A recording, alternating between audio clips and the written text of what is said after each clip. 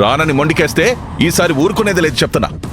ఇదిగో ఇలా మాట్లాడితేనే పోయినసారి సంజు రాలేదు. అదేదో అప్పుడే నచ్చ చెప్పి పోదామనుంటే ఇప్పుడు ఈ పరిస్థితి వచ్చుండేదే కాదు.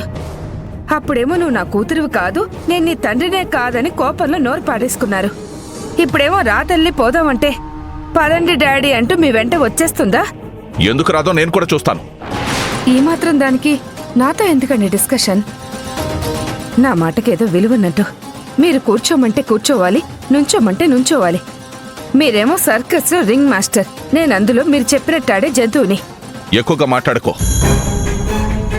ఇదిగో చూడు సరోజా, ఇంతకు ముందులాగా సంజు అందరి ముందు గొడవ చేస్తే కాళ్ళు చేతులు కట్టేసి మరీ ఇంటికి లాక్కొస్తాను. అక్కడ నువ్వేమైనా మాట్లాడి అడ్డుపడాలని చూసావో మర్యాదగా ఉండదని ముందే చెప్తున్నాను. అసలేంటండి మీ ప్రాబ్లం? ఇంటి దగ్గరేమో సంజు వస్తే తీసుకొస్తాను, లేదంటే అక్కడే వదిలేసి వస్తానని చెప్పి ఇంకెప్పుడు నాకు నేనుగా రమ్మని అడగనని చెప్పేసి ఇప్పుడు నన్ను వెంట పెట్టుకుని ఇక్కడికి తీసుకుని వచ్చారు. తీరా ఇక్కడికి వచ్చాక అమ్మాయి రాకపోతే ఊరుకునేదే లేదు అని ఒంటికాలు మీద లేస్తున్నారు. మీ అహానికి సంజు మొండితనానికి మధ్యన నేను నలిగిపోతున్నాను. కాస్త నెమ్మదిగా మాట్లాడండి. నేనెలా మాట్లాడాలి అనేది నా చేతుల్లో ఏమీ లేదు. సంజు చెప్పే సమాధానం మీద ఆధారపడి ఉంటుంది. రా లోపలికి. ఏమండి?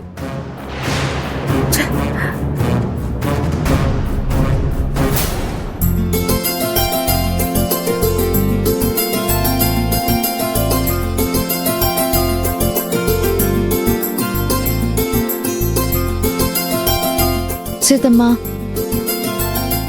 ఇంకో 2 రోజులు రెస్ట్ తీసుకోవాల్సింది. అప్పుడే స్టిక్ సాయంతో నడుచుకుంటూ రావడం ఎందుకు? బెడ్ మీద రోగిష్టి దానిలాగా కూర్చొని మీ అందరి చేత సేవలు చేయించుకోవటం నా వల్ల కాదు పవిత్ర. సీత, ఇప్పుడు నీ కాలు నొప్పి ఎలా ఉంది? పర్వాలేదా? పర్లేదు సరోజా, ఇదిగో ఈ స్టిక్ సాయంతో కాస్త నడవగలుగుతున్నాను.